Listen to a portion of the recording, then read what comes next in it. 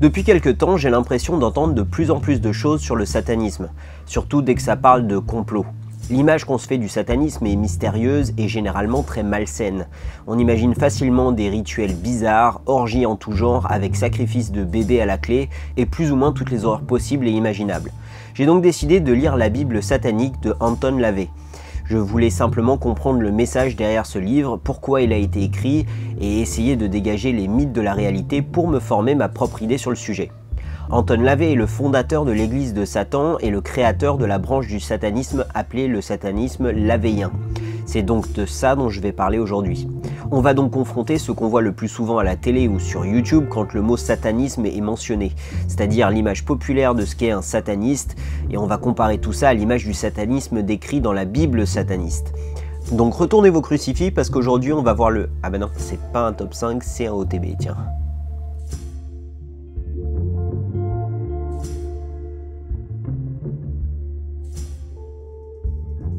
On va commencer directement en parlant des croyances des satanistes. Un sataniste, selon LaVey, ne croit pas en Dieu ni en Satan comme étant de réelles entités comme ce qui est écrit dans la Bible. Il prend donc le temps de redéfinir explicitement ce qu'il entend par ces termes. Il définit Dieu comme étant le facteur d'équilibre de la nature et précise que c'est quelque chose de trop impersonnel pour se soucier du sort de la race humaine. Pour LaVey, Dieu est le nom donné aux forces de la nature. Les forces de la nature ne se soucient ni de ta joie ni de ta colère et se soucient pas non plus de tes désirs ou de tes peurs. Pas plus que la gravité se soucie de tes petits problèmes. Je cite, « C'est un malentendu populaire de penser qu'un sataniste ne croit pas en Dieu. Le concept de Dieu, comme interprété par les hommes, a tellement varié à travers les âges que le sataniste accepte simplement la définition qu'il trouve appropriée. L'homme a toujours créé ses dieux plutôt que l'inverse. Dieu est bénin pour certains et terrifiant pour d'autres. Pour un sataniste, Dieu, ou quel que soit le nom qui peut lui être donné, est vu comme étant le facteur d'équilibre de la nature, et pas comme une entité se souciant de la souffrance. » Voilà comment un sataniste lavéien définit Dieu. Donc maintenant, s'il ne croit pas en l'image de Dieu décrite dans la Bible, pourquoi alors se définir comme sataniste, qui est lui aussi un personnage sorti de la Bible?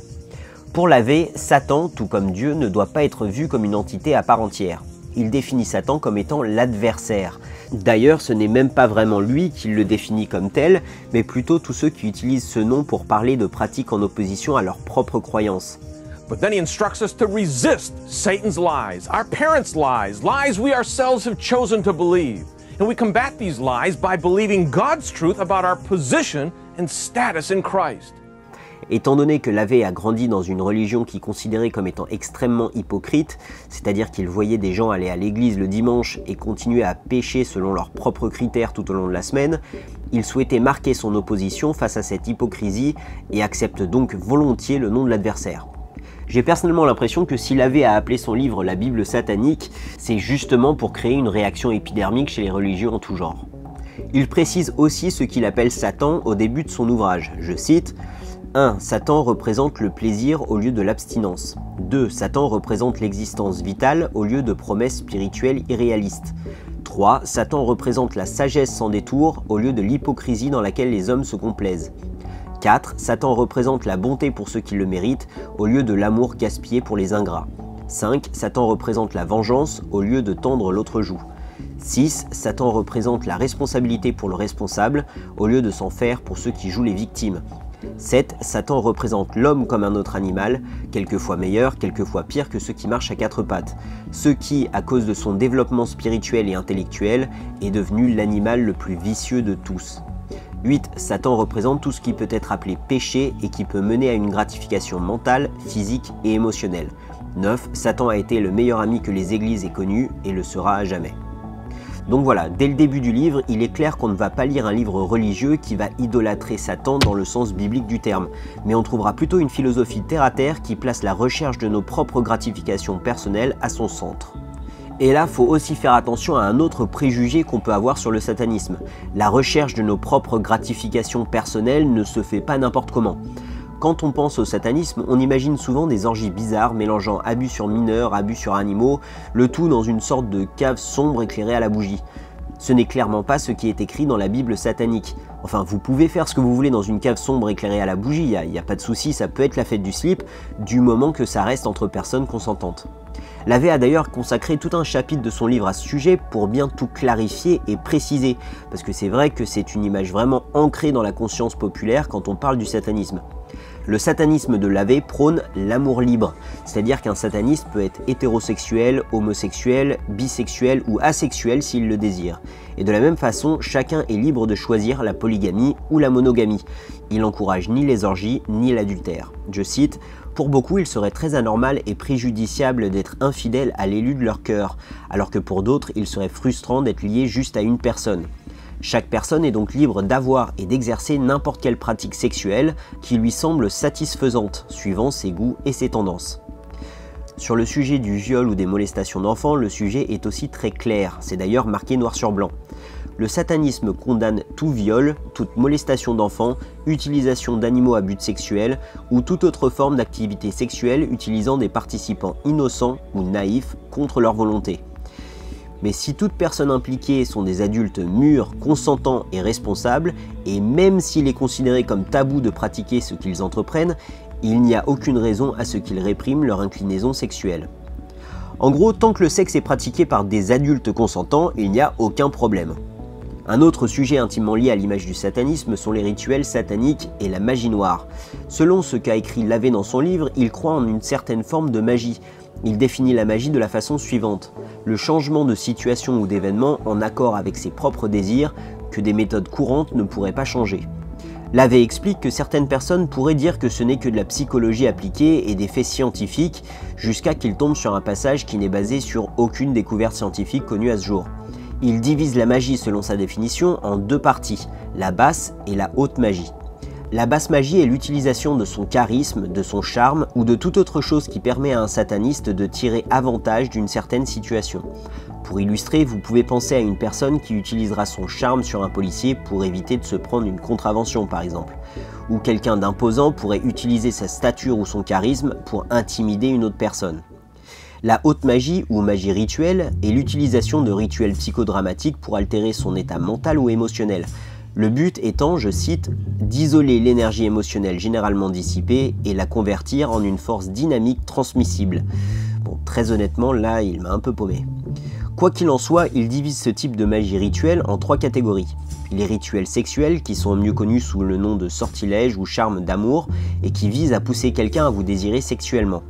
Les rituels de compassion, qui servent à s'aider soi-même ou d'autres personnes dans les domaines de la santé, du bon fonctionnement de la famille, du succès matériel ou du bon développement dans le secteur des affaires. Et finalement, les rituels de destruction, qui visent à lancer des malédictions sur des ennemis.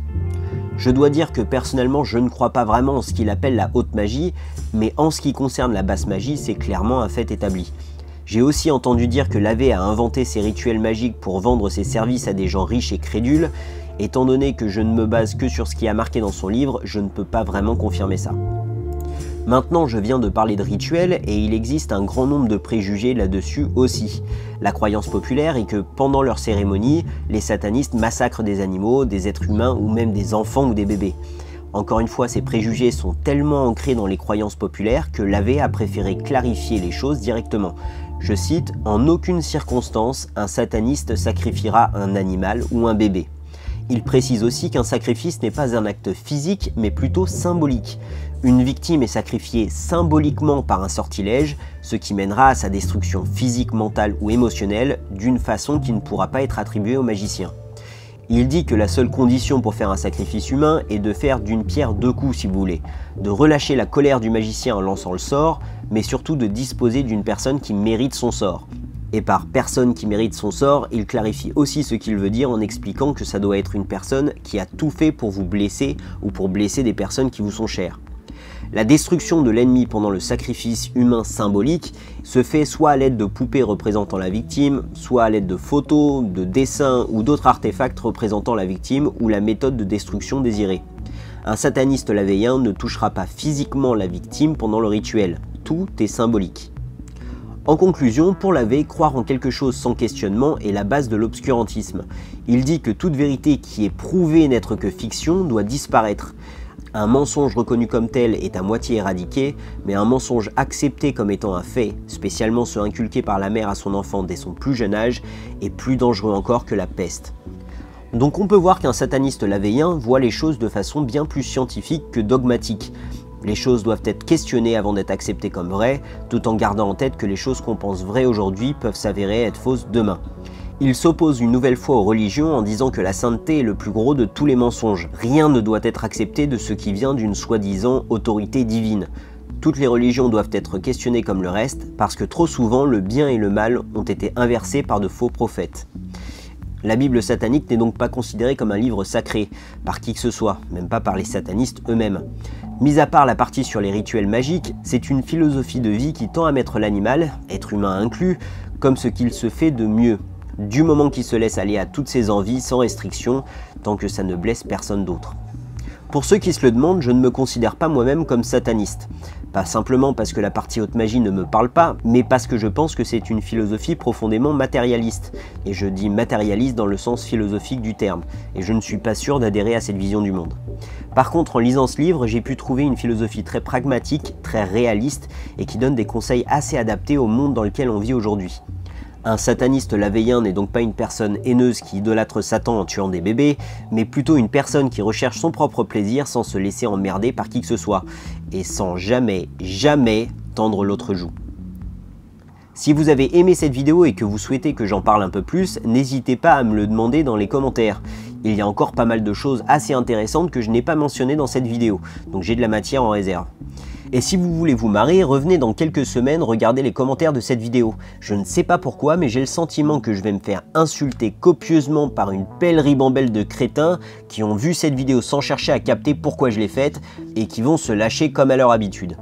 Si par contre vous comprenez ma démarche et que vous trouvez que c'est une bonne chose, vous pouvez m'aider en lâchant un like, un commentaire, en partageant cette vidéo ou en me soutenant financièrement par Paypal, Bitcoin, Ethereum, Litecoin ou même sur Tipeee. J'aimerais vraiment remercier tous ceux qui me soutiennent financièrement, ça m'aide énormément. Je vous remercie d'être resté jusqu'à la fin. La prochaine vidéo sera postée non pas samedi, mais lundi vers 6 h du soir. Il y a des raisons pour ça et je vous laisse les découvrir par vous-même. À lundi 22 et bon week-end à toutes et à tous. Salut!